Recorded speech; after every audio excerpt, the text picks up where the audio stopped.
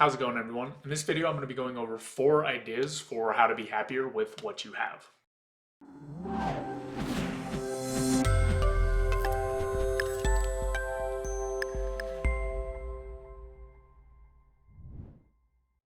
So I think it's pretty common to, at certain points, look at or see things or have experiences where we're not exactly happy with the things that we have. And I'm going to mostly approach this video from kind of a materialistic perspective. It can be seen in a little bit different of a perspective in terms of like having relationships or having a certain lifestyle or whatever else.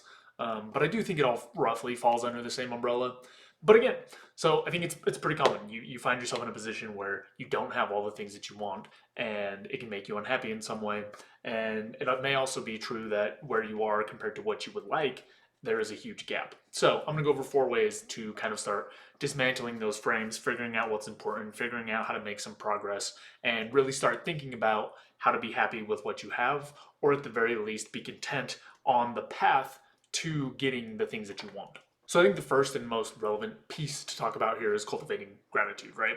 And the reason that I think this is the most important piece is because a lot of times being unhappy with what you have is a matter of focus, right? What you focus on largely determines how you feel. And by that I mean, if you're thinking about, oh, I really wish I had a new watch, a new car, a new whatever, you are missing all of the things that you already have that you could be grateful for. And for basically anyone, this holds true. I can either focus on how grateful I am to have X number of views, or I can be, upset and wish that I had Y views, 10 times more or whatever else. So often it's this matter of perspective. And the way that you can kind of build this naturally is to put in time into your day to practice gratitude. And as you do that, you will train your brain and more naturally produce feelings of gratitude, including being more content with the things that you already have. And here's another way that you can look at it. It's a little bit cliche, but sometimes it helps some people, is to think about that, there are always going to be people who are worse off. Now, for a lot of people, that doesn't really help much. Wow, I don't feel good. You don't feel good. It doesn't matter. That doesn't make me feel any better. But in that same vein, there is the idea that like your experience could always be worse. And again, it doesn't always make everyone feel better, but for some, it does help you focus in on the things that you actually do have and the things that are nice. And that's really the point here, is being happier with what you have is partially contingent on being happy with just showing gratitude for what you've got. All right, the second idea for being happier with what you already have is to recognize where you can act. So this is going to be a little bit of a different perspective, but sometimes not having enough or not having what you want is a matter of taking the actions to get that thing. And this is where it really makes a difference to understand where you can act, right? If you can pinpoint where effort will make a difference, then you can figure out where you can actually change things to get what you want. So this is a little bit different than, being more grateful for what you have, but actually changing your circumstances. Because a lot of people will not be happy with what they have and not do anything to change it. So, for example, you might be making a certain amount of money and you want to make more, but then you don't change anything. So you have to recognize what choices you actually have to change how much you have. So some of the most beneficial ways to get a little bit more, things that pay off the best, are relationships, experiences, and skills. Those 3 things are going to do a lot of work in making you happier and making you happier with what you have. By that I mean, if you focus on, really buying a lot of new stuff, a lot of times it's not going to help a lot, but if you focus on these more experiential things, these activities, these relationships, these skills, those things tend to produce a better general state of well-being.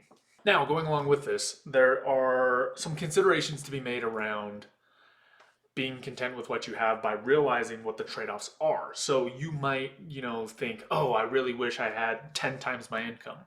But you also have to consider what it would take to actually get there. And that might mean really reducing family time. And sure, like it would be nice if you could just get 10 times income without sacrificing that. But it may be that's the position that arises, right? That may be the trade-off that happens. So another piece of this is kind of recognizing what trade-offs are available to you and what choices you have made to get you to where you are. Now, you may want to change them in the future, but recognizing that there are certain trade-offs between, how you got what you have and how you could get what you want may dissuade you from things that don't matter as much. The last piece of this is to really drill down into what it is that you can and cannot control, right?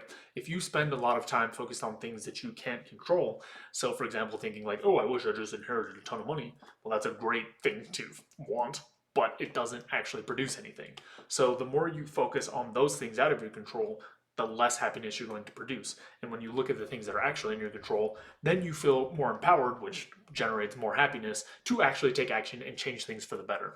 The third idea for being happier with what you have is to recognize that your internal world dictates happiness more than the external world. And by that I mean your relationship with certain experiences and certain parts of your life really influence your happiness. Your external belongings or experiences or money or whatever else has a much smaller impact on your happiness.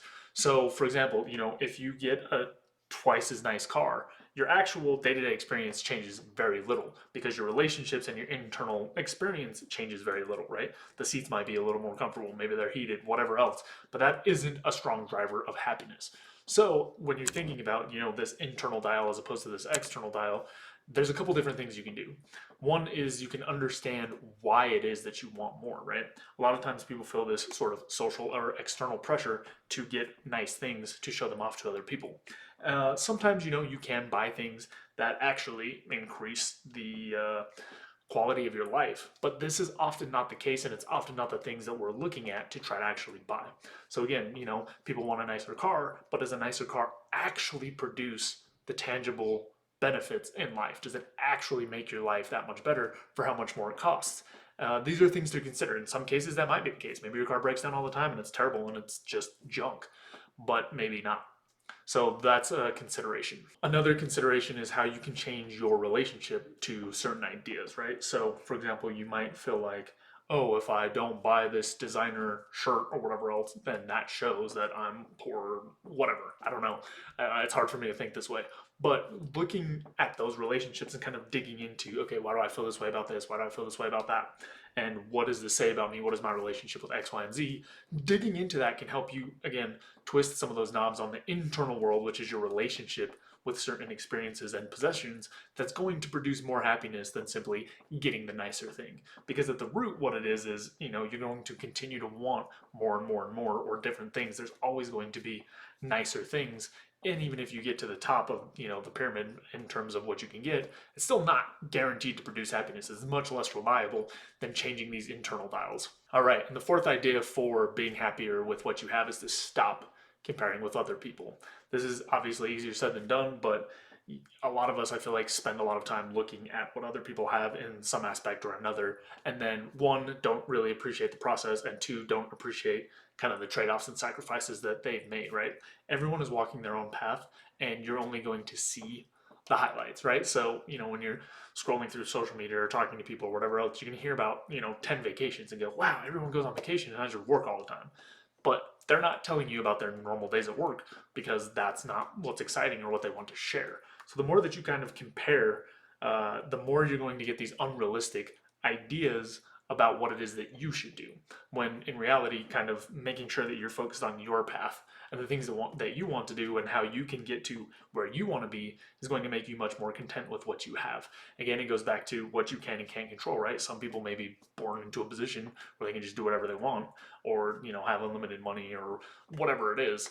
But if that's not your path, then the more time you spend thinking about that, the more time you've just wasted on nothing and produced unhappiness. So, as always, I like to include a couple reflection questions. One, what do you currently have that you're grateful for? Two, what is your relationship with wanting more? Three, how often do you compare your possessions and experiences with others? How can you do this less? So hopefully that helps give you a couple of ideas of how to be a little bit more content or happier with the things that you already have. Again, there is a lot of work that can be done on these internal levers. There is some work that can be done on the external stuff, but it's all about kind of honing in on the places you can actually make a difference. And I think that this discomfort comes from wanting something different and not seeing a path forward, or from wanting something different that just can't happen. So hopefully that helps. That's all I've got for this video. As always, if you have any questions, comments, topics you want me to cover, throw them down in the box below and I'll get to them as soon as I can. See ya. You can check out more content at howtohappy.com. Also, don't forget to subscribe so you can stay up to date on the videos. We've also got a Twitter, Instagram, and Facebook that you can check out. Reflect, take action, and enjoy life. See you next time.